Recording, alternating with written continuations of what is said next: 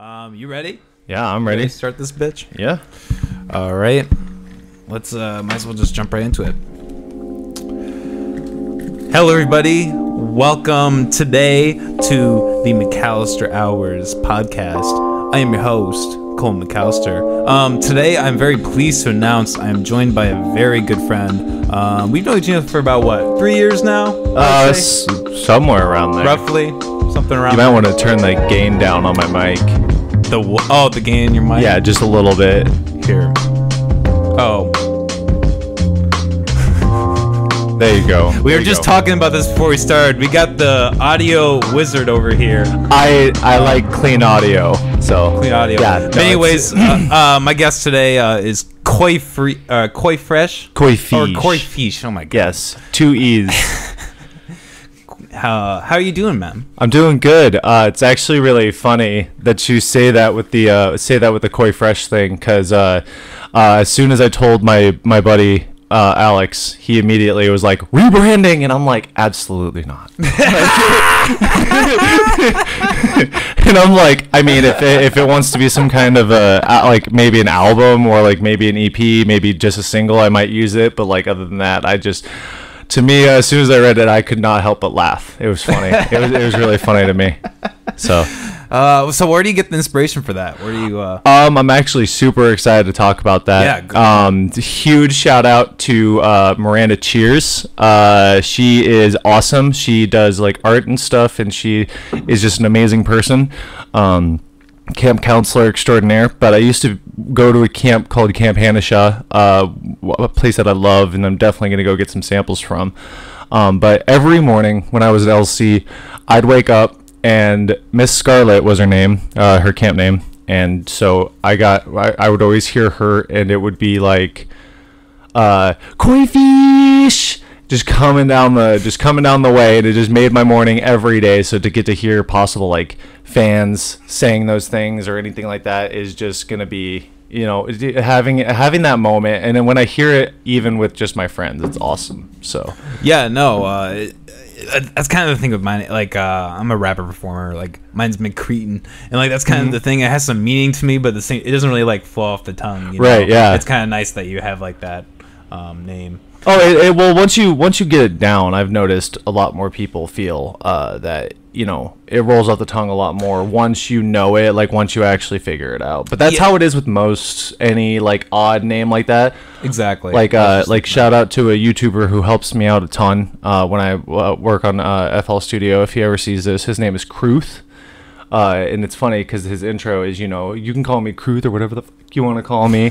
You know, it's just like he knows. He just plays off of it. It's cool. Yeah. Well, like even like famous artists like Deadmau5, you know, I call them Deadmau5. Yeah. That's absolutely. Especially when you start adding them numbers. You got to remember that. What's that one movie? The 5 is Silent. The what?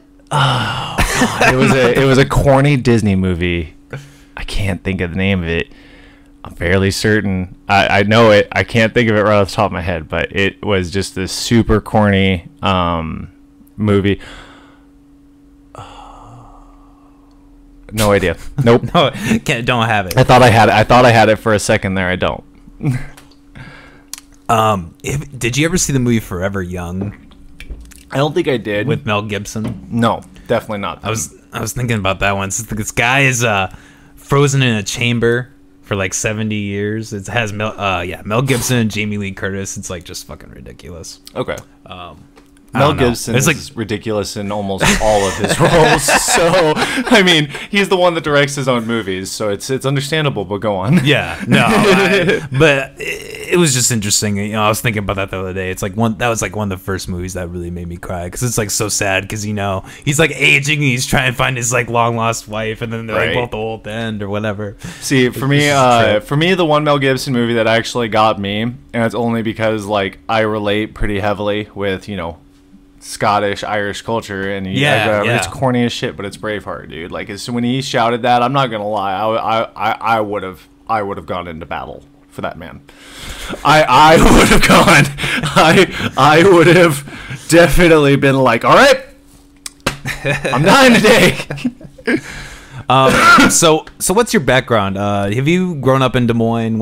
Yeah, I grew up in Iowa all my life. Short time Nevada. Growing up, my mom lived with my grandparents while she went to law school. To help support me. Young kid, obviously. And then Ankeny for like a year or two, and then went down to Norwalk, and I've lived in Norwalk just about my entire life. It's probably one of my favorite places.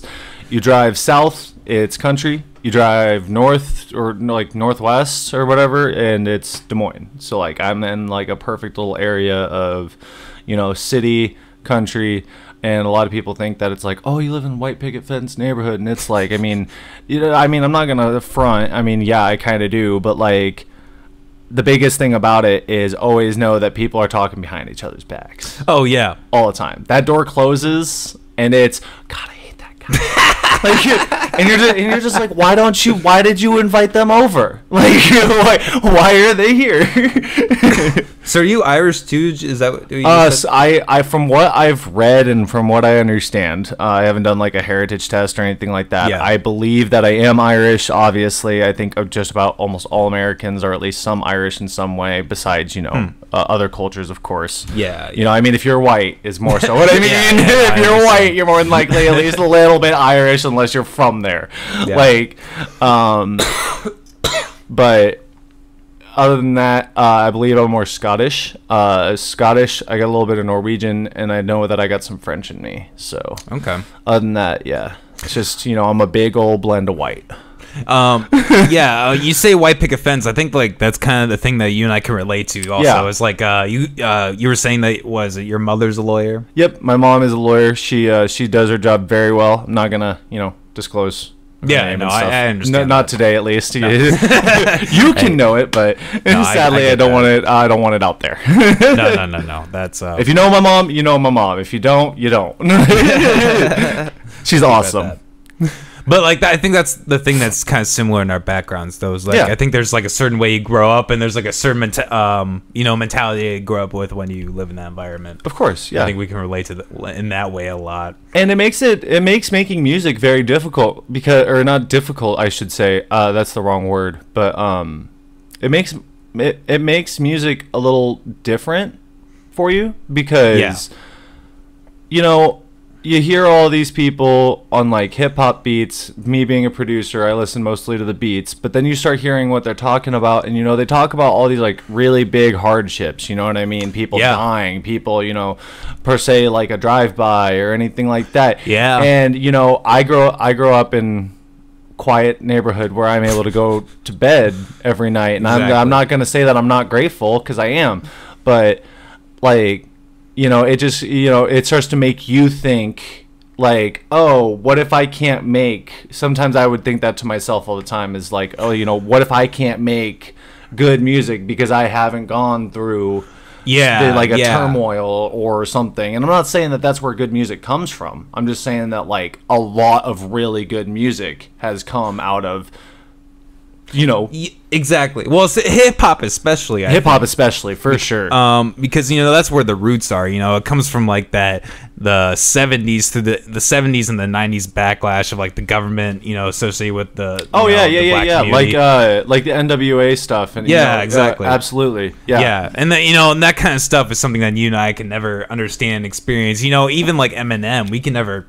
Probably even understand half the shit he went through. I heard stories of some similar stuff from friends. Like I said, since I live in a town where it's country to one side and the other way is city. Yeah, I've heard stories of people saying that it's that bad. But since I was grew up again white picket fence neighborhood, growing up, I never took it as serious as it probably was. I see. I didn't think that it could actually be that bad until my mind got older and was able to wrap around the idea. Well, and you do kind of, even if you grow up in that environment, you do go out and have experiences that kind of, you get that taste of it. It makes, for me, what it was is it makes you know that it's real. Yeah. Yeah, it's not just a movie thing. This is a real thing that can happen. And that's when my brain started to be like, oh, these movie scenes are based off of these things, not the other way around. They're not happening because movie scene said this. This is real life. Like, Exactly. It's not, and you understand that it's not like the movies. It's like Yeah. a lot more serious. It's a lot more, No, I'm not loosey-goosey. saying. I'm also not saying anybody in a white picket fence doesn't go through hardships, man. Like, absolutely. And see, and that's the thing people don't understand. I think that's what you were kind of trying to impress on earlier when you Yeah, a said the little music's bit. different. You have different struggles. You have, and that's kind of the thing about, maybe I'm stereotyping here a little bit, but like the people that are in those kind of hardships, they do have one thing I think in common that maybe you and I missed out on a little bit, is like that Right. family connection, that family aspect. Because like people are, I don't know about you necessarily. Yeah, I was but gonna say for me, that was true. That was true until I found the EDM community, and then I absolutely found my family. I absolutely found a support system. Well, that's Unless you- great. I guess unless you mean in a different way. I guess maybe like your biological intermediate family. Oh, I guess that's why. For me, mine's actually fairly close. It is? yeah, Okay, that's good. My family, actually, we get together occasionally. We do things, you know what I mean? Like we just last year, before the whole coronavirus thing, we had a huge family get together in the gazebo down in Norwalk, down by the lake. Yeah. Huge family gathering, played at the park, rented it out, all that stuff. And I never take those moments for granted, man. Those moments are awesome. Okay, so maybe a bad example, but No, if that's real on your end, that's never a bad example. I'm not gonna say that, but like, oh man, make me sound like an asshole. well, yeah, exactly. I guess that's what I was trying not to do. No, I know. But I mean, I guess maybe not even an intermediate family. Maybe just like, I don't know. Do you understand what I'm trying to grasp? Yeah, That maybe yeah, it's absolutely. different? I do. It's a different I culture. absolutely do. Yeah. Okay. I got you. We're on the same. We're on the same page. We're on I the just like same to. I page like to there. joke and poke fun. So you talk about the EDM scene, like, what is that like? Amazing- Like, amazing community. Get Just- into that. Get into all that. So like it's really cool because like I said, it's actually really cool. So shout out to Tronics. In case you thought otherwise. Yeah. You gotta get that out of the way. No, it's just so when I first started, I met really cool people. But then things slowly turned sour. I went back to a friend who was not in the EDM scene. He became toxic. And then the second time I came in personally, like for me, this is how it was. A lot of people have it where it's, right away, like instantly they are, welcomed into the EDM community, no problems, find their people. But for me, I went in once. I found some good people, but then I also found some really bad people. There are other people out there that are just in it for the drugs, in it for Yep. stuff like that. And it sucks, but it's a reality, and you kind of got to weed through that. But then I found my friend group, and I found just the people like Austin, who you had on here last time. People like Austin. You find people like Seth Leopold. Shout out House Leopold. You find people like that and who actually are just about it, just about the music and having that community sense, especially for those people that didn't grow up with like a family, you know what I mean? Like, or like didn't have that. They find a family here. Yeah, And that's it's great. amazing.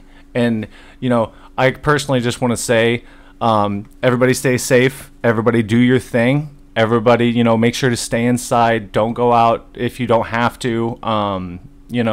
But we all want to rave again sooner Yeah, than later. Sooner than like Stay 2022. home until it is actually okay. Yeah. No, good message. If anything, everybody should be careful. But like, so what are We you? will rave again, people. We will rave again. When do you think we'll rave again? Do you have an I- estimation? As much as I want to fight it, I want to say that it's not gonna be. I want to say that it's gonna be by the end of this year, and I want to say that it's gonna be September because I'm just praying. I'm praying. And I don't. Anyway, I'm not gonna get into that. Not a topic to really get into on a podcast. But I'm really hoping that it is like September and stuff like that. Yeah. But the reality in my brain is also telling me that there is a high possibility that we're not going to be able to do anything until 2021, at least. That's more so just for the festival circuit. Maybe by December we could do like local, yeah, like local raves and stuff like that. But the festival circuit may be done for this year, and I pray that it's not. I really don't. I don't want that. I don't want to put that out there. I am full on. Shout out Dance Festopia for sticking to it since they're late, since they're later in the year, and at least trying. It's awesome. Yeah. Well, I guess I don't really know how involved you are, like behind the scenes on the business end or anything like that. But what do you think that would do for, like, what kind of damage do you think that could do for the Des Moines music industry? It's not going to do much damage at all. You don't think so? There are a couple people out there who do make their living through this, but most of us, especially here in Des Moines, we all have, from what I know, like jobs, actual like jobs and stuff like that, or the live streams are absolutely huge. True. Absolutely huge. I've watched a bunch of people get on like either bigger channels or anything like that, or just get on their own channel and do it.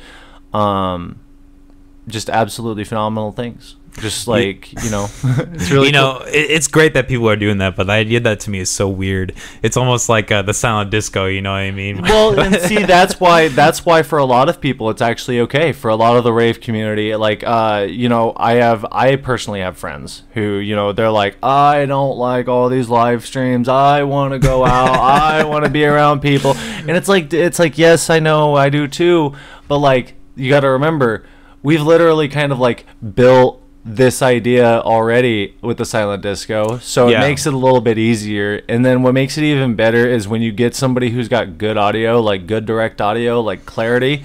Shout out Mr. Pixel, you've got some good audio going on. Go check out his channel, twitch.tv/Mr.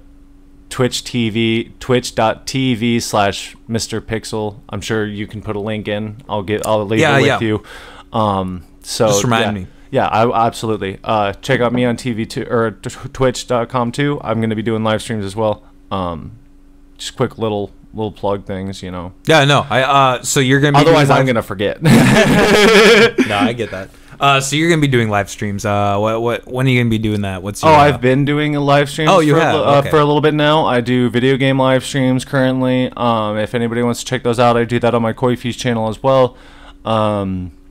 I also am going to start doing more music sets because I want to, I need to keep up on mixing. I've been diving into producing and making my own music. So I've kind of let my mixing and DJing and finding my doubles and stuff like that go kind of by the wayside, and I need to get back into it. And I see live streams as a great way to try to have some interaction, if any, you know what I mean?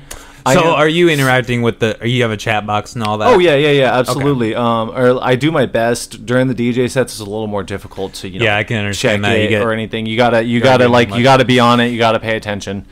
A lot of people think that it's. I used to be one of those people since I was a metalhead. I used to think that DJs just go up there and press play on a song, and it's like then I get on a DJ board and I actually start doing it, and I'm just like, oh no, this is not just going up and pressing play on a this is not that. This is much bigger.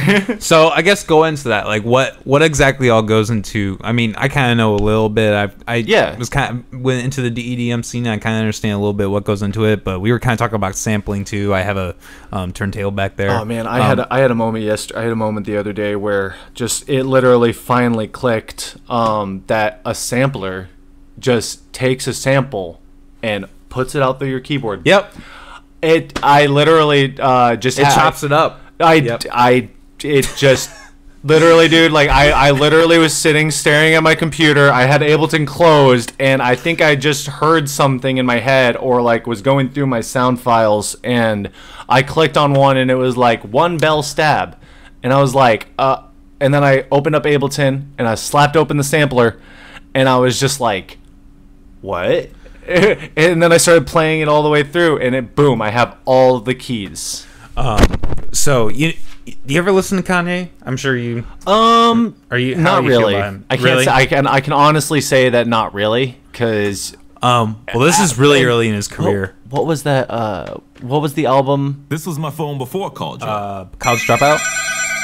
Was that the one with like the teddy bear? It was like purplish. Oh, Graduation. Yeah, That was a great album. Graduation and that other one you just said. College Dropout. Yeah, those two were the only two that I ever really when I was in high school that I was like, yeah, if those were high school time. Yeah, no, I know one of them was What year did you graduate? 2012. Yeah, that would have been there. Yeah, yeah. Let's see. College Dropout probably came out early 2000s, and Graduation. My school by the way, my school had the opportunity to have Time of Your Life. It was re-upped for the Graduation song, and they chose Forever Young by Jay-Z, and I was highly disappointed in everybody. Shout out to everybody from my high school. I'm sorrowfully disappointed in you that you did not choose Green Day for our class song, but I forgive you. Well, that's good. No forgiveness. We got way too real. You're good. But so I wanted to show you this. This kind of made me thought about it. You talk about sampling. Yeah. Like this is like, you know, because you like, what you're talking about. You chop everything up, and you see as the drum, he kind of splits it all up at one point. At least I think he does. I don't know.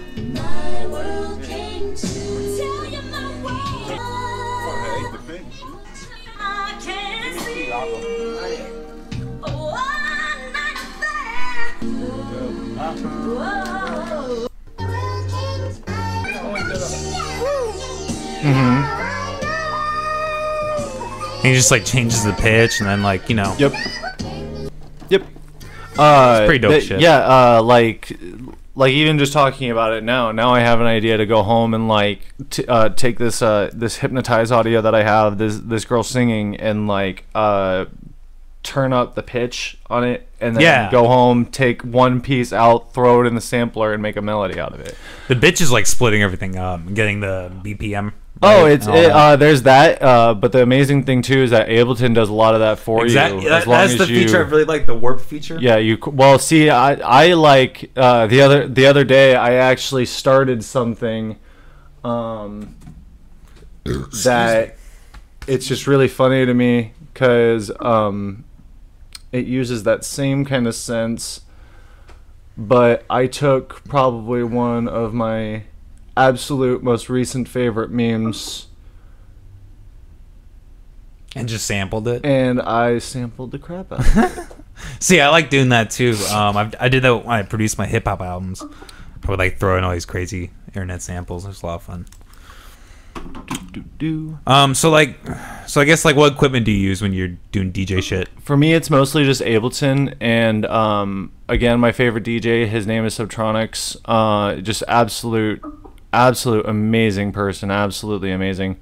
But he, watching his like Instagram, watching his like live streams and stuff like that, showed me that you know, be more creative. Yeah. Don't let yourself be limited by is that my computer making that noise? I think so. Maybe, I don't know. Oh, I'm gonna have to connect to your Wi-Fi to be able to. There we go. Cool. Oh, it might be my Discord chat. Something might be happening. Okay, that makes sense. Okay, continue. Sorry, you were saying.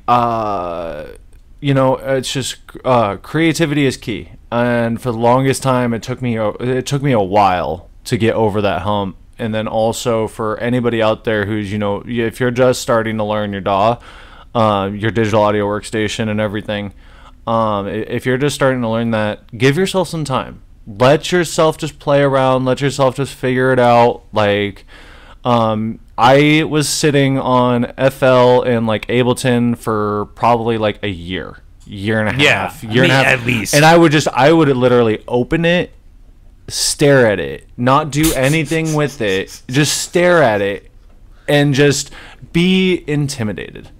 Absolutely intimidated. Ableton especially is very intimidating.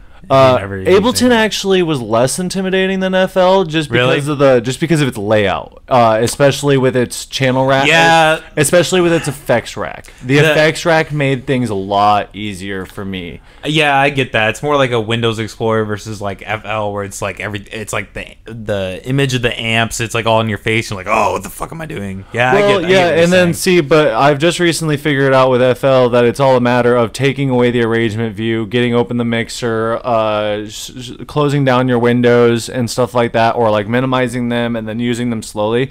So like you like in NFL, you know, you got your samples over here on your left side, and then up top you got all your, you know, parameters for the mixing, or, you know, like what BPM you want it to be, what pattern is it, but you can shrink the assortment screen. There's the word. The assortment screen, and put it up in, like, say, the top corner of the big window of the DAW itself. You can put it up there and then have all of your effects like going down like that in an L shape right there. You can do that too, and I found that pretty interesting. I don't know. It was just one of those, like, now I know kind of more, like, working with one, you can start to see similarities between the two. It's just a matter of what is your workflow, like what works best for you. Yeah. Like for me, shout out to my friend Jordan Kilo G. He uses FL. Shout out to Papa Wook as well, Spencer Fear, somebody you should totally message and see about having. Yeah. Shout out to him. He uses FL as well. I just recently made the switch to Ableton because I watched a bunch of videos with it, and I just really liked the way that the interface was working. See, and that's how I've always felt. Because I did use FL for a long time personally. I did quite a few mixtapes with FL. Right. FL. But yeah, I kind of felt the same way. Like the flow, like this is probably the lowest end. Launch Key Mini. This is probably like one of the lower end. I had the Alesis V49, so it's Yeah. full 49 there you go. set. Full 49 set keys. That's all that means. I do want to get like a drum kit, like what you saw Kanye with in that. He had that little thing in the. See, but I the wanna thing get one of is those. you do have that. You have that right there. Well, with your exactly, but pads. with that you kind of have the dials, and I don't know. I guess I haven't really looked into it too much. I've been focusing a lot more on the podcast. Well, see, to be honest, yeah, no, versus, and that's perfectly good, dude. I like what you're doing with the podcast. I love that, you know, you're giving an outlet for a lot of, like, you know, local people to Well, yeah, I mean, have that's something, and it's especially for you. You know, you ask really good questions. You keep it pretty straightforward, and I respect that. Well, hey, I really appreciate that feedback, man. That's exactly what I'm trying to do. Like My friend Alex was like, "Oh, they sound like they're just talking about their life," and I'm like, "Well, isn't that not like I'd rather hear about that and have a few shout outs or them talk a little bit about the music, you know what I mean? Like I'd rather know who the person is too." Yeah, and that's how I feel personally too. And that's why what's interesting. and that's why I love like following like Jesse and Boogie T, or like sorry, I'm so used to saying Jesse, but Subtronics and Boogie T. That's why I follow them so much on like Instagram and Twitter. Yeah. And like one of the few reasons that I started using them is because of that, and because they're just so personable of people. Once I feel like I have more going on in my life, I might actually start posting on Instagram and stuff more. But like, you know, I don't feel like I have a ton going on. Well, I mean, you know, you could even. Well, you said you're doing live streams, I guess, but you know, you could even like post like that. You know, I mean, I guess you don't want your whole feed to be that, but every once in a while, you just be like, hey, Yeah, you know, that's one of the problems I'm running into right now. Is I'm not the most active person, even on my own. I get that, even yeah. on my own Facebook. So like recently, I've been like doing the live streams and stuff, and I recently went through my own news feed, and like the last 8 posts are all just come check out my Twitch. And I'm just like, oh man, That's the life, man. That's the fucking problem. It's like hey, your entire social media is just all your crap. And you're like, I really don't give a fuck, man. Well, like, see, but that's the problem is that I do kind of care because, like, it's No, my you do, but, it's- like, it's my personal Facebook, and I feel like my friends want to know how I'm doing and not just see me promoting my Twitch. I guess that's what I'm trying to say. Like, if you have people that you haven't like really interacted with in a lot, it's just to them, it's like it ends up being just like spam. Like, okay, like whatever. Like Coleman's doing this like a million. absolutely.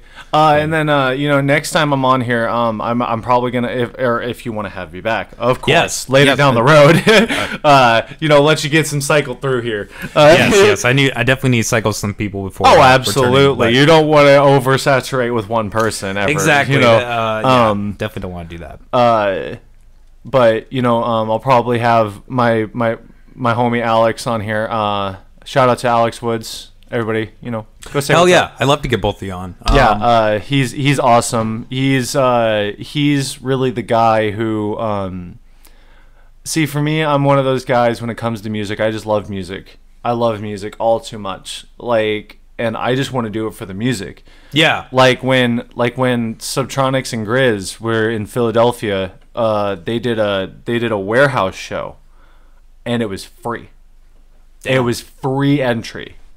Like, and everybody, like, there was like at least 20,000 people or something on Twitter, or like maybe not that many, but like 2,000 maybe. I don't know. I don't know for sure. But there was a bunch of people on Twitter, Instagram, everything, when they were talking about it, being like, "Nah, y'all should charge. Y'all should make your money." And Subtronics literally tweeted out, and he's just like, "But we just want to play." Yeah, exactly. And that's me. Whereas Alex being my homie. And, you know, he also pushes me because he believes in me, which, you know, for a while I really wasn't even believing in myself. I didn't think that I could do it. And then he heard me, and all of a sudden he's like, "No." And he's just sitting there like pushing me in the back, just being like, "Go, get to it. Come on now. Keep going." And it's awesome. And I love it. Even though he does get on my nerves sometimes.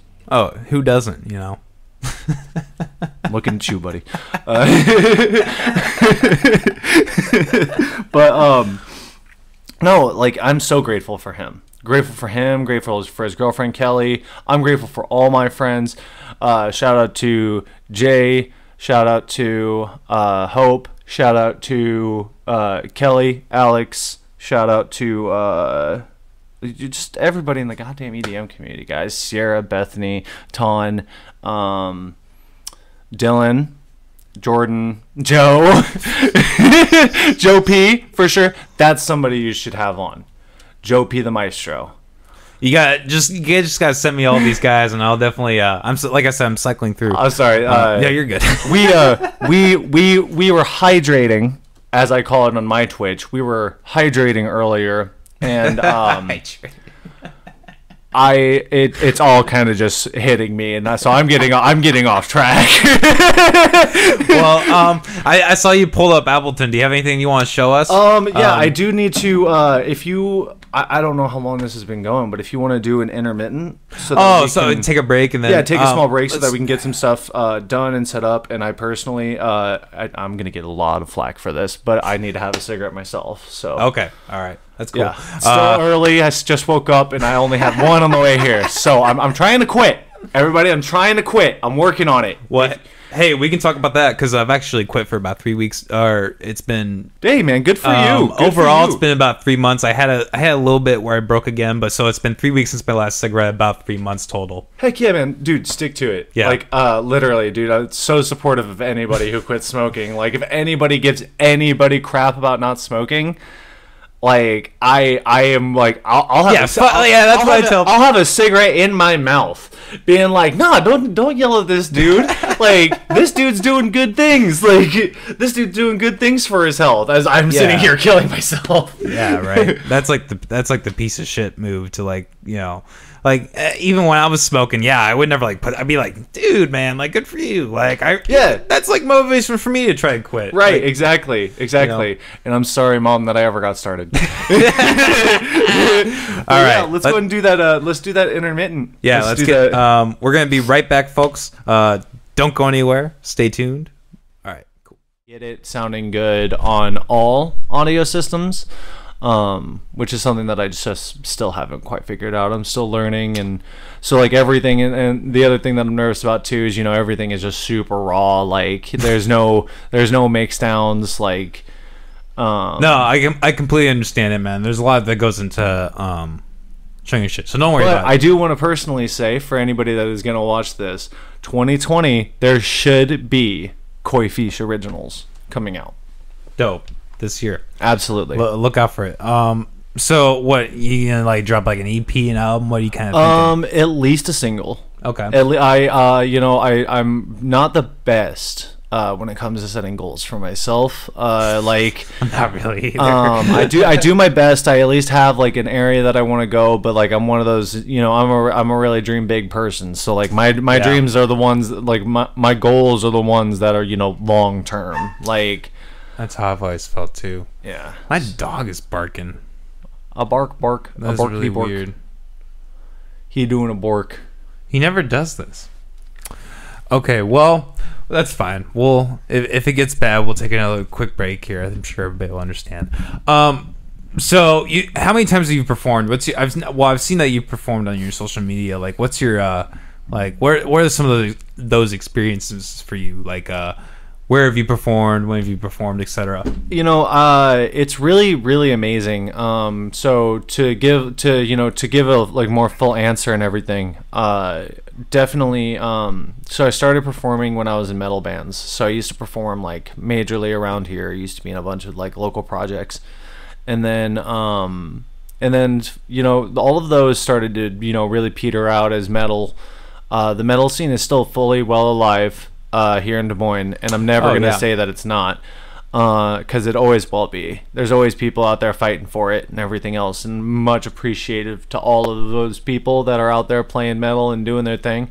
I personally, what happened for me as a musician, I got tired. I got tired of constantly having to collaborate with 4 other people to be able to get one thing done. And so that's once I found DJing, and once I found mixing, and I found, especially now, since I found production, it's great. It's fantastic to be able to just do it myself, like to just do it like me. And it took me until this time to fully realize, like, I don't know if it is why Skrillex did it. You know what I mean? Because he was in that band from First to Last. Yeah, that's right. He was in From First to Last, and then he was the vocalist. They broke up, and then he started making Skrillex. He started making dubstep. And so that's that's kind of how I feel along the lines. If that is the reason that he did it, just so that he could do something alone and not have to worry about anybody else. Plus, it's just it's super awesome to be able to oh, you want to be on this show? Yeah, okay. Then I only, exactly. I can grab a show like out of a whim. You know what I mean?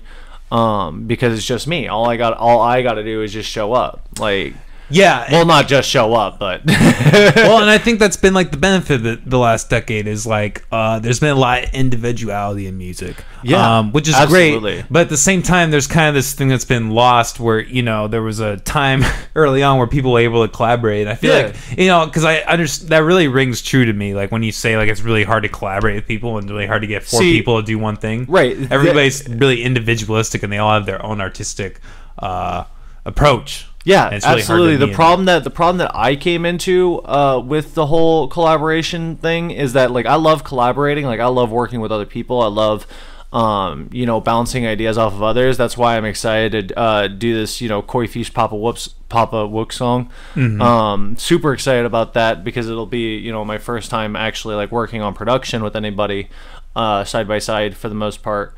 But it's just when you do it in a band sense, you're trying to take 4 separate people, 4 separate pieces. So like one person is doing the drum section, one person is doing the bass, one person is doing the guitar, and then you got somebody who's doing vocals. Yep. And to try to find a median sound for all those people, unless they are absolutely like-minded, is an absolute I hate it. I hate it. Like, I'm not gonna diss on anybody that does it because that's amazing. Like look at what Metallica did. Look at what that's just a huge example. Or look at Rings of Saturn. People like that. They all went in like-minded and they were able to make an amazing vision. Or I think, if I remember correctly from listening to Metallica, they blended all their sounds together and then created one of the world's is that really how they went about it? For the most part, they obviously started to see each other's sides of it, but from what I've realized in interviews is that like Lars had his own idea for how the drums should sound, but James wanted it to be a certain way, but Lars said no, and then it got better because Lars might have done it his way, which I personally think it would have been better if they did it the way James did it, but that's just me. Well, I think it's interesting too how a lot of the great bands, they either like have really core roots in terms of like they grew up with each other, or they're even family, like AC/DC or Van Halen. Like those are like solid bands, like they're brothers. Yeah, they've literally like grown up with each other. The Jonas Brothers. I mean, I'm kidding. you know, it is interesting though. You know, it's like the Wiggles. Like as ridiculous as those people are, they make fucking. They're really successful. I'd get down in a pit for the Wiggles. I would start throwing some elbows for the Wiggles. You know, Steve from Blue's Clues like went on and became like an artist. I don't think he was really like that big, but yeah, isn't he bald now? Probably. I mean, like I know, now, like probably. I think he like started shaving. That was his 20 head. years ago. That was at least 20 years ago. No, like he shaved his head like purposefully, like he really? before he even started like balding or something like that. I don't know. I think they had him back at one point, and we're like, "Who is this?" And then we realized, "Oh my gosh, it's actually the original Steve." Yeah, I didn't buy it when he was going to college. I didn't think he was qualified. No, I personally, as a child, felt that Steve was too old to be going to college. Well, this day it's not about age. Kind of looked at him as a Mr. Rogers person, you know. Yeah, because Mr. Rogers had a 9-to-5 job, didn't he? He did all my that shit God. afterwards. Mr. Rogers just. How many sweaters does one man need?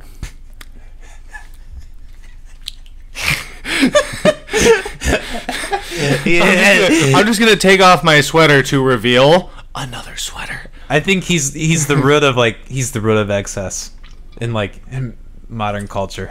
My favorite gif. All his shoes. My and his favorite sweaters. gif is still the gif of him holding up the middle finger. Yep. Yeah, I totally remember that. Absolutely fantastic. Just cracks me up every time because I can only envision it that he doesn't know, he didn't like, because he seemed like that kind of guy that was just so like innocent, you know what I mean? Yeah. So I could imagine it, and I'm not saying that's not true because, like, you know, he was old then, obviously he probably knew what the middle finger meant, but like, what if he didn't? Like, yeah, what if he was really just like what if somebody just did it in that room and he just, you know, thinking, oh, this is fine, nothing wrong with this, because that's the thing, he's like going through the fingers. Yeah. And just did is that what that's from? I've seen the video. I haven't. Where it's like the full only video seen- is like he's like going through all the fingers, like this is a thumb, this is the index. Well, I guess obviously he doesn't actually say it, but he's just like, it's like a song, he's like going through it. Huh. I did not know that. I've only seen the GIF. I've never heard it with like any audio or anything like that. So. That's how I found it. I mean, that's what I saw anyways. No, yeah. Did you see the what was it? I don't remember what it was called. The Tom Hanks, where Tom Hanks played. I haven't seen it yet, but I really want to see it. It looks really good. I think. What did you think of Bohemian Rhapsody? You know, Did you see honest, that? I did see it. To be honest, I saw it like on the anniversary where my dog passed away. And it was like this really bizarre thing where my dad, my father's a judge. Right on. So it was like the same day he was getting sworn in was the day of my dog's anniversary, and it ended up being like 2 weeks before I got separated. So it was like a really weird time in my life. I watched like half of it and put it away, but I mean, it was okay. I thought the guy who played Freddie Mercury did a fantastic job. I thought they that was like probably the highlight of the film. The one thing I'll say is that like I loved it for the cinematic. But I personally think that some of the I think from what I've read and from what people have told me, or you know, anything like that, and I'm only one person, I only have, you know, my views, that, you know, it was real, apparently it was like fairly exaggerated, but at the same time I'm like, I don't think that'd be the case. Freddie Mercury seems like the kind of guy that would go the extra mile. Yeah. Because wasn't he bipolar too? Oh, probably. I think that was a thing in the movie too. Is that like he talked about how he has like a heavy bipolar disorder or whatever, something like that. Well, he was. I remember there's the scene where he takes the cigarette and burns it in the contract, isn't that? Mm-hmm. Yeah. Oh, I love that scene. I love that scene so much because that's. But I guess my whole my whole thing is like I think it's like this whole trend started with like Straight Outta Compton. Yeah, like that was a great fucking movie. Yeah, actually, speaking of that, like that's actually part of the reason that like I know, like, I actually looked into, like, I never actually looked into anything about that or anything, and then my buddy Alex, like I said, he sat me down and we watched that movie, and then I was like, whoa. Okay. Yeah. Like this is like I like it really put in perspective what they were going for. Exactly. It was like it was educational. Yeah. Yes. Very Absolutely. Yeah. That's really how I felt about it. Is that I felt like I learned more about the premise of NWA, because when I would listen to it originally, like if I ever heard the album and everything, it just it kind of struck me as I personally have an issue where, since growing up, since being around modern technology all the time and everything, I've gotten very used to crisp, clear audio. Yeah. So when it came to NWA, I had a real big problem like listening to it, and I have the same problem with like some like older music and stuff like that, unless it's got more of that like vinyl-esque feel, where it doesn't hurt my ears to say, like, that's not the words I want to use, but like it turns like my head starts to listen to other things instead, like outer things instead of that, when the audio doesn't sound as clear, I guess. Yeah, I get that. I do think there is like a beauty to like raw sound, though. There is, absolutely. One of my all-time favorite albums is Return of the 36 Chambers by Old Dirty Bastard. That is like that is like the rawest fucking album you could like ever fucking put on it. Like the whole thing's just so grungy and like, nothing's crisp at all. It's just all yeah. And then see, that's one of the reasons that, like, for me, when it comes when we're talking about like raw sound and stuff, like that's one of the reasons an exception on that older audio kind of thing is the Doors. God, I was trying to blink there for a second. Yeah. Like the way that the Doors recorded their albums and stuff like that, the way that they sound, like it sounds like they're in a room, which I'm pretty sure that was the case. Usually. with like one mic, and like, see, it's like those that when maybe it's just the more I know, if I know how it was like made, or if I can make that exception. But like, whereas if I listen to a track that they're like, when I first heard it, they're talking about, oh, this is like top of the line studio equipment, it's supposed to sound the best, and then it sounds bad and it didn't stand the test of time. That's when I'm like, your music was good, but like it lost me. You know what I mean? Yeah, I get that. But like, but again, like the Doors, you know what I mean? Absolutely, like, phenomenal. I love that like big room jazz vibe that they got going on in their albums. Yeah, I mean, it's all really dope. Where how music has progressed. And I hate to like be a dead horse, but I've talked about this quite a bit. But like the Des Moines, we've expressed this, I think, and this rings true with the EDM. Like Des Moines is like becoming like there's so much talent here that I think is like just about to like burst at the seams. I agree with that. And that is kind of like the really tragic thing about this Corona is like 2020 could have been like the year where we're like in my mind at the beginning of the year I was thinking like we're gonna fucking I'm gonna get out there and perform. I'm gonna like really try to like put this rap shit to the grind. Absolutely. And it really sucks for like anybody out there who and that's something that you should definitely like let people know too, is that like if you're an aspiring artist and you were inspired by people on the scene. I got very lucky to have, especially with this whole coronavirus thing. I got very lucky to have jumped in it last year. That like I decided last year that I was gonna jump on a Wacky Wednesday. Shout out Johnny Rage for hosting those, as well as Jordan Golke. Those are two guys. Again, I'm gonna give you. I'm gonna give you a whole list. No, I would really appreciate that. I tell everyone if you got people you think would be good guests, and I'll make sure personally to message them for you as well, just so that they know you're coming and it's not just some. Yeah, like tell them especially like tell them to check out my content, subscribe. Yeah, exactly, that really helps me a lot. Exactly. It's just you have a fantastic platform to be able to do stuff with. I really appreciate that. I think there is a lot of potential here. you know, the goal is like, you know, marketing, like getting the name out. But you know, the more I had a dry period Well, with here in YouTube April. being as oversaturated as it is anymore, That's you the know big- what I mean. that's the That's big- it's a huge problem. Huge Like, problem. I'm finding that problem with Twitch right now is like because I'm trying to become a Twitch affiliate because I'd really like to like try to make some money off of it maybe or yeah. something, which you can do, but you know it's really hard because there's Well, it's hard for music too. Like there's people, there's so many streams going on now Exactly. that it's like when and I hope that this is something that after the coronavirus that we can work on as well as a community in the EDM scene. Stop overlapping shows. Like overlapping shows, like it's harder to do with like Twitch and stuff like that because everybody's in their house and they can all do it at the same time no matter what. There's an infinite almost number there, well, not infinite, but you know, there's a million cameras out in the world, you know, and exactly, you know, especially now. but like stages aren't that way. But that was one thing that I wouldn't call it a problem because it's awesome to have that many shows, but it was kind of starting to become an issue because a lot of people would, you know, a lot of newer people would be trying to start throwing shows, but they'd schedule it for a certain day and then it'd overlap with a bigger show or something. And then it's the same way with Twitch. You know what I mean? Like, somebody has 200 viewers. Yeah. But then over here somebody has 6.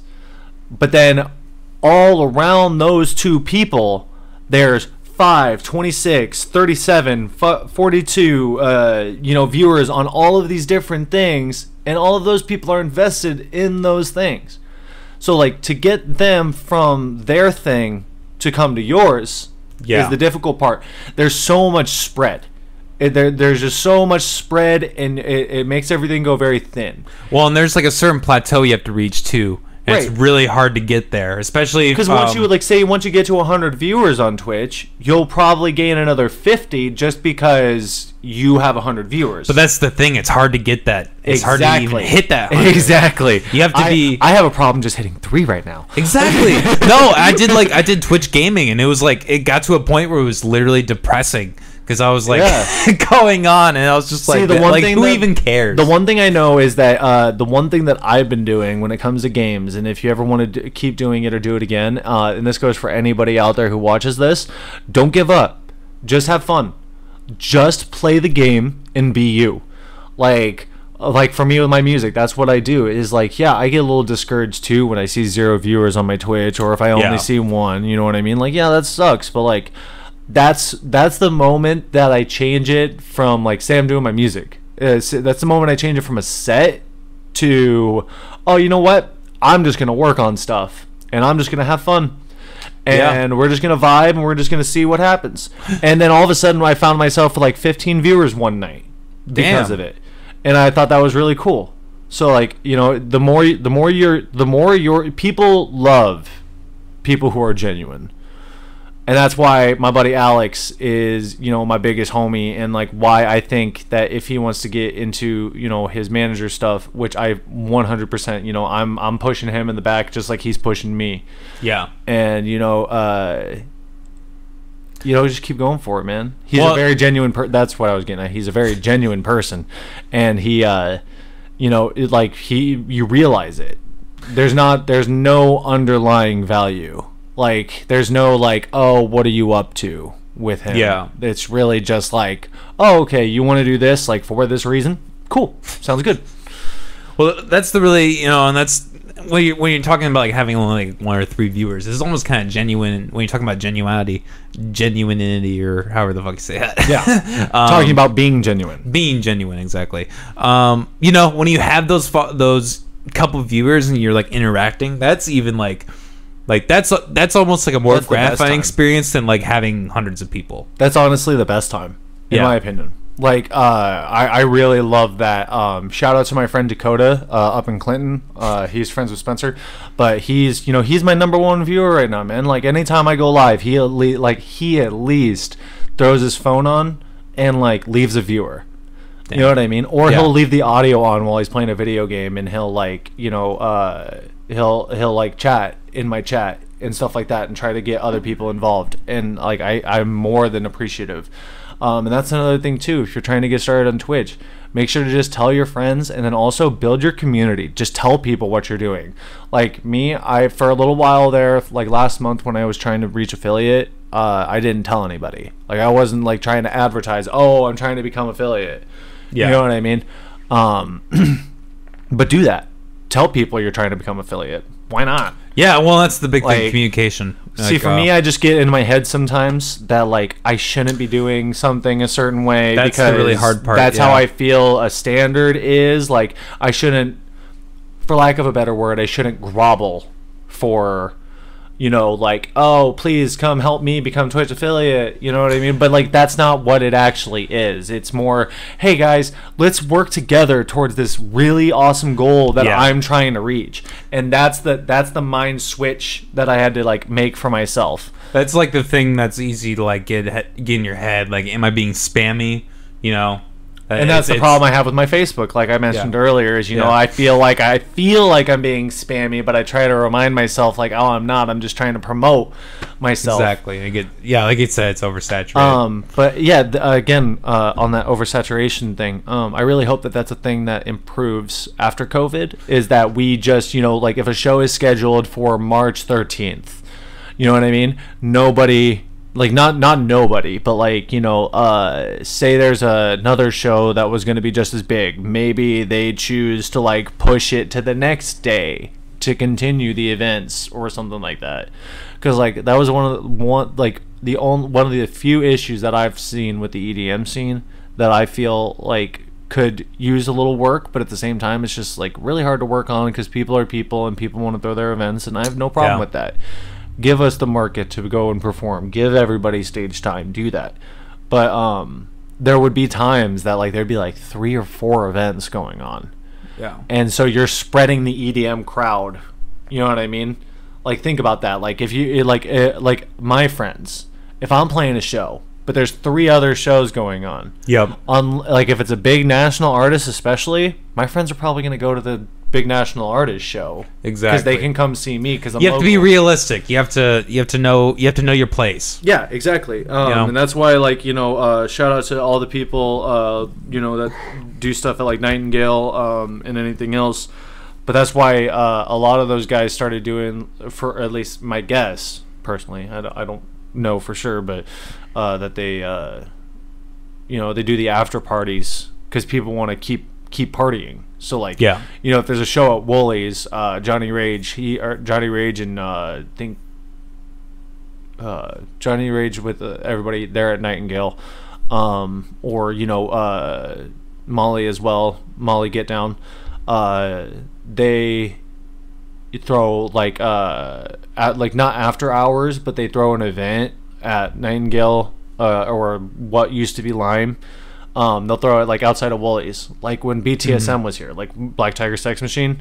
When they were here, they did an after party, and the place was absolutely packed. That's smart, in my opinion. That's genius. So I wanted to ask you about that. What are your experience? Tell me some of your experiences, like maybe not like necessarily in EDM, like what you do for. Like what you do, but like just in general, like what are some of your show experiences? Like, do you have any memorable moments or anything like that? You probably have a lot. You see, absolutely. Man, I'm just really grateful to have the outlet that I have, to find that, because I see a lot of my friends and a lot of people that I know, you know, they struggle because they one thing I personally want to say is like never get in your head about that, oh, I can't do this, it'd be too much. Then make it a hobby. Make it something you do in your spare time to start with, something that you're passionate about. Don't not do something because you think that you can't. If you want to do music, do music. Like if you want to do art, do art. If you want to be a lawyer, be a lawyer. Like it's just, you know, God, I keep life's not worth like just wasting away, you know, and that's kind of what I realized with like life's not worth thinking that you're not good enough for it. Exactly. Yep. And like just like because you would have rather at least tried and failed doing something that you want versus like just sitting there and being like, what if I ever fucking did I'd that? rather know that I tried and failed than Exactly. not do it at all. Yeah. It took me for me personally, I don't even mean to get into that, but it took me a long time to realize that. Oh no, absolutely, dude. It takes a lot of people sometimes a long time to realize those things because it's it's hard, it's scary because you're like for me, making these songs, you know what I mean? Yeah, my head bobs to them every single time that I play them. Yeah. But what if yours doesn't? What if my buddies doesn't? What if I play it at a club and nobody likes it? You know what I mean? Like that, I worry about that every single day. But the thing is, in the end of the day, is that I realize personally that as long as your head is bobbing to it, somebody else's head is gonna bob to it. Yeah, somebody's that's true. gonna feel your wavelength. Somebody's gonna feel you. Somebody's gonna know. Somebody's gonna do something. And if it never happens, then you know you got something to work on. That's that. The thing that always comforts me is that there are plenty of shitbags that are artists and make money off doing it. So if they can do it, anyone can do it. I've worked with a few of them. Oh my god, it's absolutely the last band that I was in that absolutely put me over the edge and made me want to do it by myself was a guy who actually I used to be a drummer, and so drummers have the most equipment. Yeah, Any yeah, band that yeah. and if anybody wants to argue with me, we'll have we'll have a discussion. Fuck, I'll even give you that if one. If there's any guitar players out there with a half stack that want to talk to me about, I'm just kidding. I used to get in on those topics, but yeah, I got left in Iowa City. Oh fuck! Like with my drum set in a back alley that was known for theft. Blue Moose. What Blue Moose used to be. I do not go to Iowa City. Well, have you at least heard of it? Yeah, Blue that sounds Moose? familiar. Isn't that where they have a lot of venues? They had a lot of stuff. I think Blue Moose closed down recently. did it? Oh, I think so. I don't know for sure. It might not have. It might have. But I know that the back alley of that, Yeah. like where artists load in, was notorious for theft. Like if you leave anything out there, like for any reason, since it's a college town especially, like if you leave anything in the back alley unattended, was my understanding, is it's going to be gone. Yeah. So I got left, like literally my old vocalist left me in Iowa City after we played a show, kicked me out of the band, left me in Iowa City because he kicked out our bass player first, who was my ride because he had an SUV and he wasn't going to stay. You know what I mean? Yeah. He literally drove up to Iowa City, had brought my stuff up, then got confronted and told, "Oh, by the way, you're not playing this show. You're kicked out." And so Wow. he drove 2 hours home, and then I had to sit for 2 hours and wait for my parents to drive from Des Moines to Iowa City. And that was the point where it was like, "Yep, I'm done. I'm done with I've had it. I'm done with metal for the most part. I'm over it. I tried one more time, and then after that, it just fell apart again, and Yeah. I was just like, nope. So how long did you do that for? How long were you? I in did that since I was 16 all the way up until I was probably about like 20. Okay, it's 4 So years. good That's a four, pretty run. good 4 or 5 years, Okay. maybe 21. And you were in 2 bands, you said? Oh, I was in. Or Let's see. That was the same band. Script. Sandy. 4 or 5. 4 or 5 Okay. bands. Is what it was. I don't really like personally. Well, I guess. So like first I was in Ignore the Script, and then it was Amendments with Dakota Olson and a couple other people, and Aaron Willis. Let's see. And then there was the Point Pass Insanity. The Point Pass Insanity is the one. If you ever hear from a guy and his name is Stephen Van Porfilet, it's super weird last name, but if you ever hear from him, run. Like, Okay. run the other way. He Good to know. is a narcissist. He's terrible, but I'm not gonna sit here and talk bad about a bunch of people because like that's yeah, that's there's not- a lot of worth in that. I've found. forgiven and forgot. Like Yeah. that's my like I've forgiven, but I'll never forget. Yeah.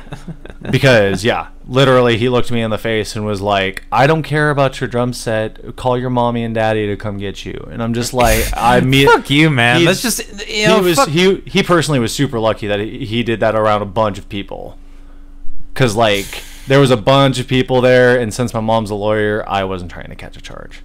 Like yeah. We were talking a little bit earlier about sidetracked. You're fine. We were talking a little bit earlier about the Twitch. Yeah, like the Twitch. What do you think about that? Like, because we were kind of talking about how social media is, like, you know, I think you could say in a way it's a little skewed. It can be. It absolutely. What do you think about like the YouTube algorithm controversy that's been happening recently? God, oh man, I don't know much about it because YouTube was never. YouTube's one of those platforms that, you know, I see them trying to jump on this live stuff, and I'm like, I'm all for it. You know what I mean? But at the same time, it's like recently YouTube added a join button. I don't know if you've seen that. You know, I have seen that actually. Yeah, and what that is it's kind of along the same lines as what Twitch is. Whereas, so you go on to Twitch, you get a follower. Yeah, that's free. Really? Yeah, you can just follow somebody. You just click the heart and you just follow them. And so that way you get notified if they go live and stuff like that. But then you can also, like, say you really want to support them and that you like what they do. Say they have some emotes or something like that you want to put into the chat. You can subscribe for $5.99. Yep. Twitch gets a little bit of that money, and then so does the person that you're subscribing to. Well, YouTube obviously couldn't make subscribe cost money. Everybody'd be really, really mad about that. Yeah. So they added a join button, and now that's what that is. Because I clicked it one time on a YouTube channel that I watch, and that's what it was. So what? Like cost to do that? You pay $5.90. It's like, I think with YouTube it's $1 more than Twitch, so it's like $5.99. Okay, so it's just autumn. You mean it's to support the Okay, so it's for each individual channel. Yeah, exactly. Oh, okay, exactly. Yeah. So like you can, like, you know, like say you really like Markiplier or whoever, or I don't know, but you like anybody and you want to support them, but they don't do Twitch or something like that, and you don't know if they have a PayPal, you can just click that join button now. But at the same time, I see YouTube trying to step on Twitch's toes. Yeah, no, and that's kind of the thing, is like it's becoming with these worldwide, you know, obviously very popular networks. It's not like that small business market. It's like kind of monopolies in a way. You know, they're these huge, gigantic, you know, like Google, YouTube, Twitch, Facebook, Twitter, everything. Like Twitch, like, actually, when you really think about it, Twitch is the up and comer. Yeah, no, okay, I'll give you that one. I'll give because like YouTube is stepping on Twitch's toes, because YouTube's definitely more established than Twitch.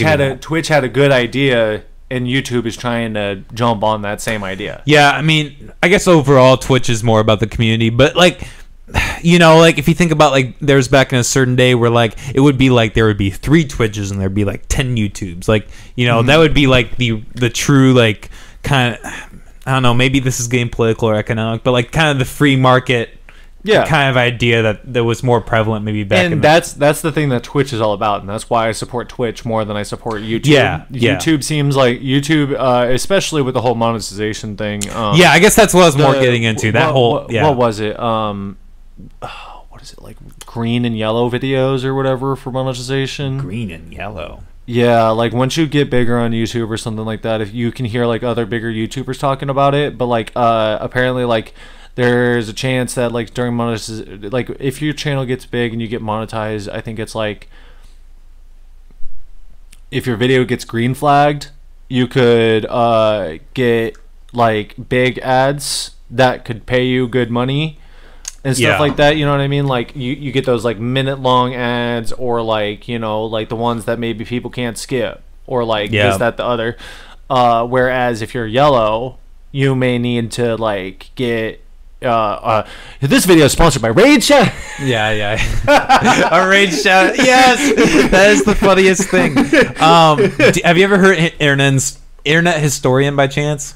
No. Oh, check him out. He has like this whole thing where he totally butchers and makes fun of it. It's like NordVPN and Raid Shadow. He does like the two basic ones. What was it? I saw a huge flashback of advertising because like apparently people are talking like apparently there's those like vintage people that talk about like like how vintage they are. I guess it's something I don't know.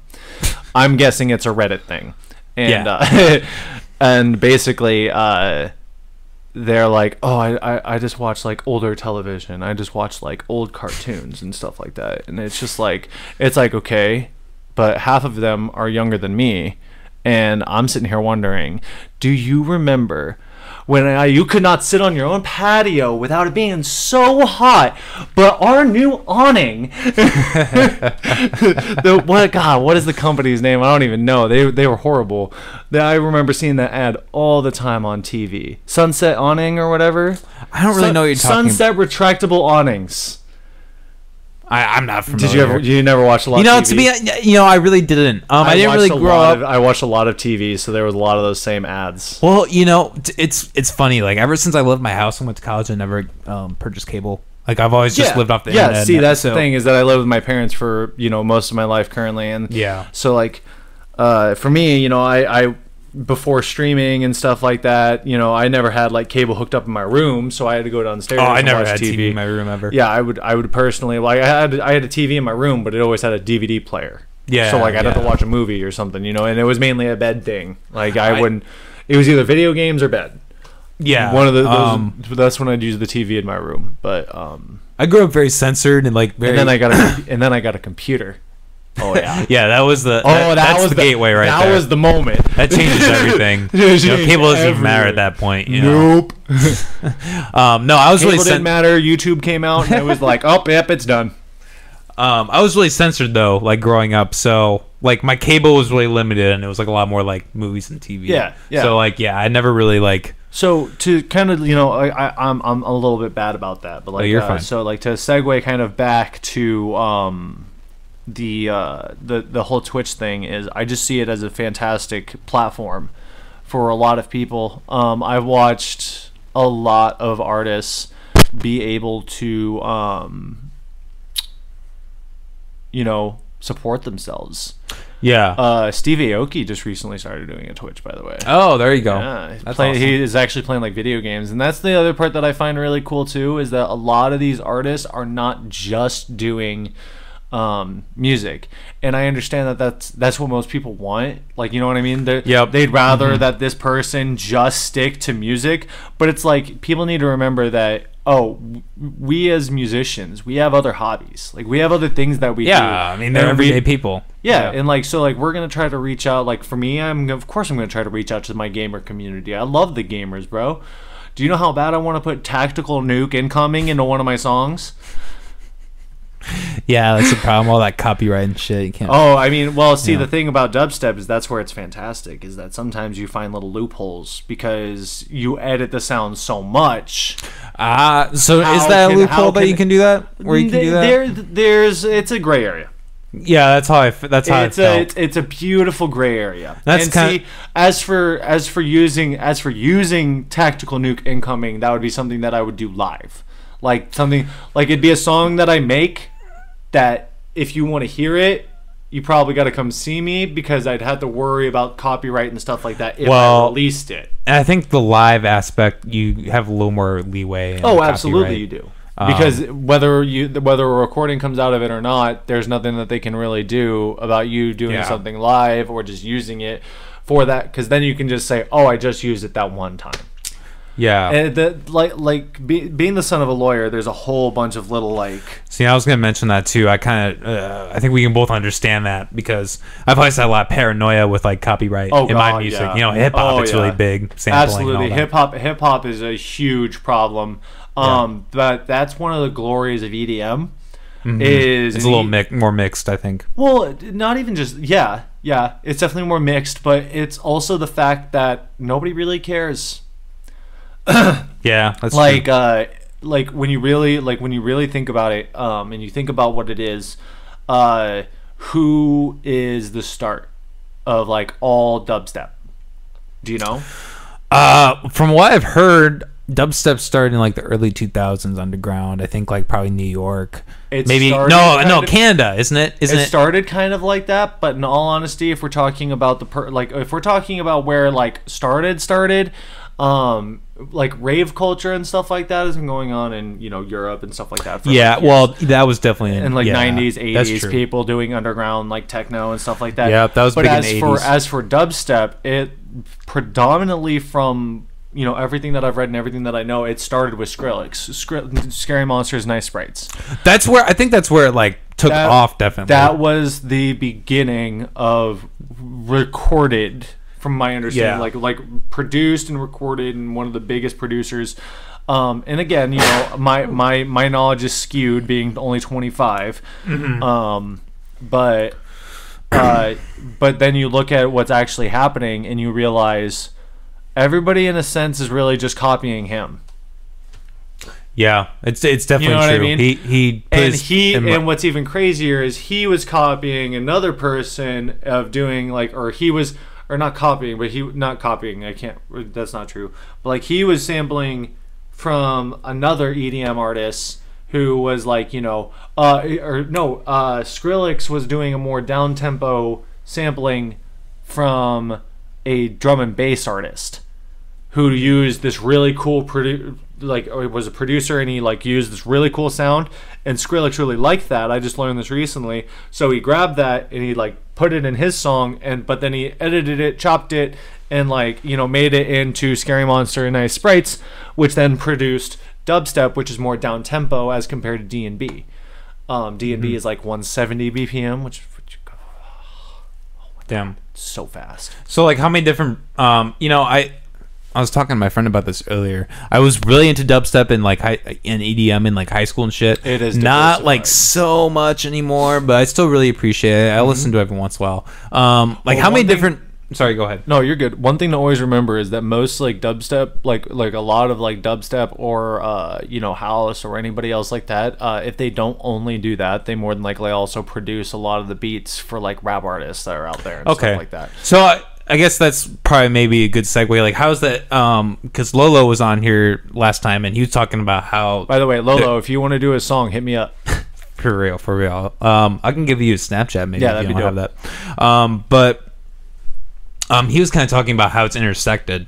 Especially here in Des Moines, how EDM and hip hop. Oh yeah, absolutely. Like, what do you? I guess maybe we've talked about this a little bit already, but like, what do you think about that? Like, what are your experiences? Maybe have you like gone into hip hop at all recently? I've been actually thinking about it. I really just want to get my feet off the ground with my my music, my end of stuff. But I have a couple little things that I've made that I'm like, I don't know. I really don't know where this is gonna go. I don't know what what's gonna happen here. But it like the bass is fat and like everything else. So a lot of times I'm like, well, what if I went out and I like found a rapper who needs a beat and I sold it to him for like $50? No, like nothing else after. You know what I mean? Like here's this beat, buy it off of me, $50. This is now your beat. Like, you rap over it, I'll record you, do whatever if you want to pay me some more. But like, to start out, maybe probably. I mean, just from what I know, I would maybe start a little less. I'm not talking like making money right off the bat. Obviously, I would. That's a good goal though. I've kind of been thinking about that too. Yeah, like free. I would do it free first, obviously. Yeah, you always should start free. We were talking about that too. Just to get your name out there and also to start things up. You know what I mean? Well, that's kind of what I want to comment on, like the Woolies, that Woolies thing. You know how that there was that. You're just talking about the free show and how people were complaining. Like, well, if we want, that one wasn't at Woolies. That was in Philadelphia. Or whatever the one you're talking. The Grizztronics show. Yeah. I think that if you want to get your name out, it's good to have that. Absolutely. That's why Wacky Wednesday was such a fantastic thing that was going on, and it got a lot of flack from a lot of DJs and producers because there wasn't any pay with it. Yeah, you just went there and you played for free, and I'm like, but the thing that I always loved about it was, just I go to that event for free. I used to go to that event for free, just like every week. Yeah, just to go, and then once I started DJing and Johnny was like, hey, do you want to play? And I was like, yeah, absolutely. I wasn't looking for payment, nor did I ever want it. Yeah. And I won't lie, like, I got a little in my head about that. My buddy Alex is very, very, very awesome for doing this, but you know, he, like I said, he wants to be my manager. He wants to, you know, get into that kind of stuff. And what I like about that idea is that, as bad as this could sound, or like anything else, and I hope nobody takes this the wrong way, but I'm not the kind of guy that like wants to go up to the event owner and be like, hey, so pay me. Yeah. I don't like doing that because I like playing music, and but Alex is fine with it. So like Alex, like I'm totally cool with it if he wants to be that kind of guy, because like, and I'm not saying that it's a bad thing. It's a very, very good thing. Nah, I mean, you know, especially if you want to be serious about it, you kind of gotta do it at some point. Exactly, and that's why I think that, you know, like me and him are gonna make such a good team, because whereas I love my music and I would jump on events for free, depending, you know, for a lawyer sense, do it pro bono. Yeah. It's just talking about lawyers and stuff too, but you know, he's the guy that, like, you know, he would go up to an event owner and be like, hey, so my buddy just drove all the way here, spent his time, worked on this for hours before it. Are you gonna pay him? And like, I love that. Like, I love that somebody is watching my back for me like that. I just hope that, you know, it does pan out the way that I want it to. I do want him to be my manager. And shout out Austin Blythe, but the conversation that Lolo and Austin had really, really, honestly kind of inspired me. Like, that's awesome. It kind of inspired me in the sense of, like, you know, I really want to like push Alex to do more, to do better, and I want him to be my manager. And I think that'd be something awesome. So yeah, that's fucking dope. I was just definitely trailing off, spacing there for a split second. No, you're good. We are kind of reaching that time where we're gonna wrap this up, probably. Absolutely, I think. Yeah. But I did want to ask you one more thing. I don't know how you feel about talking about this kind of stuff. And I did want to tell. I said this at the beginning of the podcast, and now I'm mentioning at the end. I did want to kind of tell you about after the podcast what happened to me. I had a little experience with some dabs and that. Oh, yeah, absolutely. That got pretty What's up? So okay, I love hydration. Hydration. Hydration. So I went to, you know, we had been drinking whiskey on the podcast. That was pretty lit. Oh yeah. So you probably noticed that. Oh, absolutely. Especially when Lolo came back from the break and he was just like, I am way more fucked up than I intended to be. We all were. Like, there was like a point, it. like that last like half hour of that podcast, I was struggling. I was like, okay, we gotta like get I through this shit could and kind wrap it up. of kind of tell, because you like stopped like asking questions and you just kind of like let them like bounce off. Yeah. You kind of just sat back and you're just like, oh fuck. Yeah, that's why I have. This is actually coffee. This is not whiskey like it usually is. Yes. It is good. It's good. I think it's good to have your drunk podcast. It's good to have your sober podcast. For me personally, just so like anybody out there knows, if you ever want to have a drink with me, just grab me something non-alcoholic, preferably. Thank you. No, and that's good to not drink. I mean, I definitely just I never promote been a- like using marijuana over alcohol. Oh, absolutely. Like Absolutely. 110%. But anyways, so we did the podcast and they were gonna go frisbee golfing. I guess that didn't happen, and they were doing kind of like an after party. I've gotten a lot of criticism from some people for going with the coronavirus, but you know, I was like, fuck it, whatever. You know, it's good networking. I see personally, if you are being careful overall, like for me, like honestly, I was about 2 seconds away from wearing my mask into this, and then I was like, you know what, it's me and one other dude, like, and I'm sure, we're both young. I'm sure you haven't exposed yourself to anybody, and I'm not saying that it's not serious. It's very serious. Don't like, you know, don't take this as, oh, I think, you know, certain instances are always okay. They're not always okay, but this is something that I wanted to do, and that I wanted to come out and do, and that I wanted to help with. And and you know, my whole thing kind of So anyway, too. If you know, if you are someone that is worried about like getting corona, and you're like worried about coming here. And, I am, because I live with my parents. Yeah, no, I understand that, and like it's great you came here, but like I guess I'm just saying that's why I have to be more like worried about it than most, is because my parents are over 50, and I see them quite often. I think that's kind of a difference with me living alone. I kind of, like I don't really. My whole thing is I don't have anybody that I can really I see like getting for it. you going out and interacting with people, and for some of those other people who might do it as well. If you're not living with people, you know what I mean? Yeah. You might touch that doorknob out there. So like the only thing I would say is like, if you're gonna be young and you're gonna go out and do it, carry a cloth or something in your back pocket maybe, or like a glove that you keep turning inside out, so that way when you grab like door handles and stuff like that, you know what I mean? Like since you live in an apartment, since you grab a door handle or whatever, there may be other people that are older living around.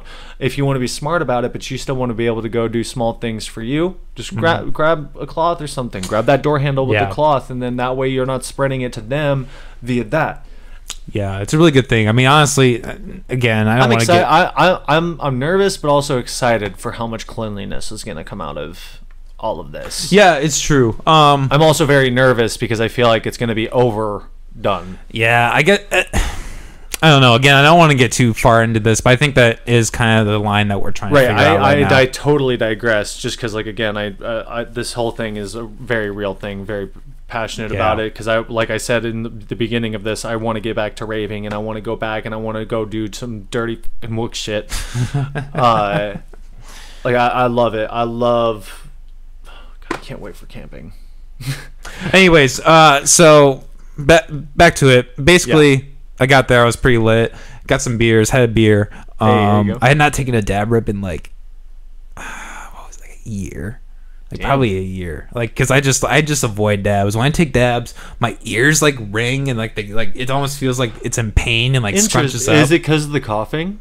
Yeah, I think it's because I'm coughing so intensely. It's like such a deep cough. The one thing I do know for that is like, because like I said, I've started doing dabs way more. Is that what you should do? Is you should just start doing smaller ones if that's the case. Like, don't do as big of ones. Yeah, I get that, but like the ones that get that deep, heavy cough, because I get that, because I've had that where like I cough so hard it feels like it almost pops my ears. Well, one of the last times I took dabs, like. Besides this time, like I coughed so much and I had been drinking that like I literally puked because I just like kept coughing for like 5 minutes straight and eventually just came up. Yep, been there, done that. The worst one is when you cough and it feels like your diaphragm like pushes a little harder than usual, and it almost feels like it's pushing your stomach together and just kind of ejecting it straight up. Like seriously, it's just like. Oh god, yeah. my night just took a turn for the worse, but no, it was weird. Like I took a dab rib, and then like they were gonna give one to my friend, and she's like she's really new to like marijuana, and like I didn't want her to do that, and she was my ride and shit. I didn't want to be trapped there, so I took it for her. So I was like all these whiskeys and beers in, which is a terrible combination for alcohol, plus I was like 2 dabs. I literally felt worse, like more fucking out of it than if I was tripping. It was insane. Like I went outside and it was just so weird. I find that to be fairly impressive. Yeah. But go on. But that's mainly just because I'm a large dose person. Like when it comes to that, when it comes to like tripping, I'm a large dose person. So like I go out there, like. That's also where I find a lot of my inspiration for a lot of my I agree. But I ended up, so like 20 minutes after the dab, I ended up leaving. I was just like, I tried to play it cool, and I'm like, all right, I gotta get out of here. I think they could maybe tell that I just wasn't handling well. Right. Got out to the car, I felt super sick, and then we were like half mile away. I was like, pulled over. Oh, no. I just like jumped out. Threw like on my hands and knees, like threw up all over the sidewalk and the side of the road. And there's some guy walking. He's like, "Hey man, okay?" I'm like, "Yeah, I'm fine." And I ended up like I was so fucked up, I didn't even realize I ended up dropping my glasses. And then like we drove home, and I ended up like getting home, throwing up, and then the last thing I remember is my friend like helping me off the bathroom tub, and I blacked out after that point. Dang. And it was like I have not been fucked. That definitely sounds like it was more the alcohol than the wax. Like, well, yeah, but I guess what I'm saying is like taking that Oh, much. it just set it over the edge. Yeah, no, exactly. I understood that, but I'm just saying, if you were like blacking out and puking and stuff like that, I think that more so was probably the alcohol than But anything. I still didn't really have. But I think it had more to do with the combination because I can handle that much alcohol. But that's also my perception because Yeah. I don't drink. I really don't. Like Okay. I hate the feeling of being drunk. I'm not a fan. Like, I'll take a shot every now and again with my friends. You know what I mean? Yeah, Like, but yeah. other than that, the last time I was drunk I think was like, I feel like it actually might be sooner than I think, but like I want to say it was like a year ago, like a little over a year ago. Damn. Because like I went to a party and I ended up playing catch up. A horrible game to play with alcohol. What is that? Yeah, Enlighten me. it's called You Got to the Party Late, and I everybody's see what you're drunk. saying. So you drink, fuck is wrong drink with me? really fast to Yeah, get yeah. caught up, and then you throw up and pass out in the first 30 minutes. Yeah, yeah. And that was me. That's usually when I just like chill for a little bit. Then I'm like, all right, I'm out. Yeah, see, that was, and that's really what set me over the edge too. Was just like it was where I was done, is because like they had some really good mixed drinks, and I just drank them down way too fast. And for me, it's not even just that; it's the fact it's. I don't know. I just I've seen too many people. The reason I personally don't drink is because I've seen too many people act like absolutely stupid, Yep. and I just can't. I've always been a person that's about being there, like being Being conscious and in being control. coherent. Yeah, coherent. Not conscious, but coherent. Because I look at conscious as, you know, you're passed out on the ground. Coherent is like my buddy for his birthday. He was not coherent at all. Like Yeah. you could tell him something, and then or like he'll tell you something, and then like all of a sudden 5 minutes later he's like, "Did I ever tell you about?" Yeah, that's a big trait with like people who are heavy alcohol. I'm not saying that like he's not people who are heavily intoxicated, not Yeah. alcoholics. It's not just alcoholics. that Yeah, do it. no, yeah, yeah. Yeah, so it's people that are just heavily intoxicated, and it's just like it's that. It's just like, and then the other one that sent me over the edge was when I was on a cruise. Just to keep the story short, I got really, really, really drunk because I was like, oh, I'm on a cruise. I can't go anywhere. I can't hurt. I can't. Yeah, I right. can't hurt. Like I can't like go and drive a car. And so like I got like blackout drunk, and my mom told me that I did not come back to the cabin, the come back to the room until like 3:30. Last time I checked my watch, and the last thing I remember was being in the club on the ship at 12:30. So there was a 3-hour span that I have no idea what I did, who I talked to, what happened. I still don't know to this day, and I'll never know because I'll probably never see those people, and that scares the crap out of me, man. Like, I don't understand. More power to you. If you drink, if it makes you social, good for you. But nah, man. Like, I can't. But yeah. So real quick. You said you wanted to. I don't want to take charge, but. No. So like, what are some of your like drug? I guess like, what are some of your drug experience like? Oh, I have a lot. But if we're gonna get closer to the end, I Just give one. Give like one really good one. Then it would definitely be acid has definitely changed my life. Absolutely, 100%. Yeah. Get into that. Acid is one of those things that it just, I did it the first time, and then I was like, oh, okay, that was super fun. And then when I did it the second time was the first time that I ever did another big the second time I ever did another big dose, because I started out on 4 like 250 Holy 4 250 mg doses. Holy shit. And so like the way that all happened was I originally was only going to take 2 since I wasn't driving, and I thought I'd done it before, but I hadn't, because I'd gotten like fake ones or whatever. Yeah, that's the thing. Not RCs or anything like that, but I had gotten like fake ones. Yeah, there's a lot of that out there. It's like problem. or like super low dose, or they got left out in the sun or something like that. But like I thought I was tripping, but I actually hadn't been. And so my buddy bought a bunch. I'm not gonna say how much, but he bought a bunch. And he gave me and my friend who was driving him 4 each, so 8 total. And then he himself that night took 6. And we were parked real quick because we were just driving around before it all set in. And we're sitting there, and his kicks in apparently way sooner, because then all of a sudden we're parked fairly close to a fire hydrant, which we shouldn't have been, but he goes, dude, that fire hydrant's my dad. And I'm just sitting there, I look over at my buddy, and I'm just like, what are we missing out on? And so we just take the rest of ours. And then, like, after that, the only conclusion that I came up to that night, because, like I said, it was still fun, it was more fun than anything, was that oranges are the opposite of water. That's the conclusion that I came up to with that. And I also got super into balance and composure.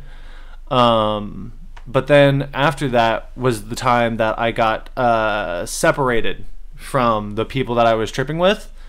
Ooh. For the first time, and that's when it changed my life, because like I thought that I would be one of those people that wouldn't be able to handle it, because my brain's always running 1,000 miles a minute. Mm-hmm. But then all of a sudden, instead of my brain running 1,000 miles a minute, it was just playing music. Like, it was just playing music in my head. So you're able to, like, chill out a little I'm bit. able to perfectly fine chill out by myself. The only thing I can't do personally is, like, peak. I can't peak by myself. I have to be with at least one other person. I see what you're saying. But once I come off of the peak, I'm fine. Once See, I like tripping alone. Yeah. I'm one of those people that, like, like I just said, for the peak, usually just, like, for the peak, or, like, I can trip alone, like, if it's like, but I like to have somebody in the house. You know what I mean? Okay, so I see what you're saying. Like, you don't want to be completely alone. At minimum, I need to have somebody in the house when I'm, like, going towards my peak, because in case I do start kind of getting on that track of, like, wild thoughts, to be able to go to that person and, like, grab them and be like, yo, we're good, right? Everything's good? Everything's fine. Like, everything in this room is fine right now? Yeah? Cool? Awesome. I'm gonna go back and lay down. Like, no, but, like, seriously, that's just, like, how I am. Like, if I get, like, one of my anxious moments and I get worked up on it, I need to... And recently I found that calling somebody works, too, now. Like, so, like, I can call somebody. But, like, I typically just need to talk to somebody for a second. I need to, like, try to word. Like, actually try to human for a little bit. See, for me personally, I feel like acid has helped me, like, learn to combat that. Mm-hmm. Like, I don't really have, like, moments where I'm by myself and I get really anxious and, like, I freak out. I don't really have that anymore. Maybe if I took, like, a really, really low, like you said, a large amount. I'm a fairly high anxiety person. Yeah. The other part for me too is that I can trip completely alone if I'm outside. If I can go be outside in nature, I don't care. Okay, but it's like if I'm tripping, like what I was talking about is with most recent experience, tripping in the winter, being inside, feeling cooped up. Yeah, not that can get a little. Go outside because it's cold. I need to have that other person in the house so that I can be like, hey man, look, can we just like talk? Yeah, like, yeah. Just let the conversation chill you out. Yeah, exactly.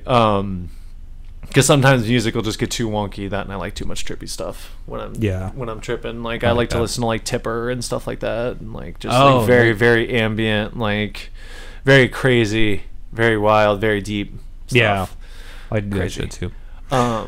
Well, I think this is a good note to end it on. Do you have anything else you want to plug or mention really quick before we wrap this up? Other than that, I think I've plugged just about everybody that I really can right now. But I do want to just like reiterate what I said kind of at the beginning. If your passion is something artistic, especially right now with any extra time that we all have, go for it. Do it. Like, go do it. Go at least try. Like, I'm kind of, blessed a little bit to have this happen, but like, it's not a good thing. You know what I mean? I'm not happy that it happened, but I'm happy for what it made me do. It made me actually sit down and like start writing songs, start making music. And like that was a huge thing because I would just like let myself distract myself. I would just go over to my friend's house and go hang out and just sit in their room, or I'd take my laptop with me and think that, oh yeah, if I'm over at my friend's house, I'll definitely get work done. And for me, that's not how it happened. I needed to be alone, nobody trying to be like, hey, maybe you should add a snare here. You know what I mean? Nobody doing that kind of stuff. It really helped me to be able to just be like, definitively, I want to do this. Now I can take these that I have and go to my friends and show them. And if they want to like add anything or like tell me like, oh, hey, you should add this, then it's a lot better because now my mind is more open to it. Whereas when you're first building, it's better to, in my opinion, everybody's different. In my opinion, it's better to be alone to start, get that basis, and then export and try to find, you know, like, oh, what do you think I should do with this? What do you think I should do with this? You know what I mean? Like, find other people. Well, wise words to key. Wise words to end it on here. Thank you everybody for listening. This has been a hell of a time. I think this was a great podcast. I think this turned out really well. I do too. I hope I didn't ramble on too much. No, you're good. It's like I was saying on the break, you know, that's the whole point of being on here. Join us in a few days. We're gonna have the rapper artist Ames. Me and this guy go back a long time, 5+ years. So it's gonna be a really interesting podcast.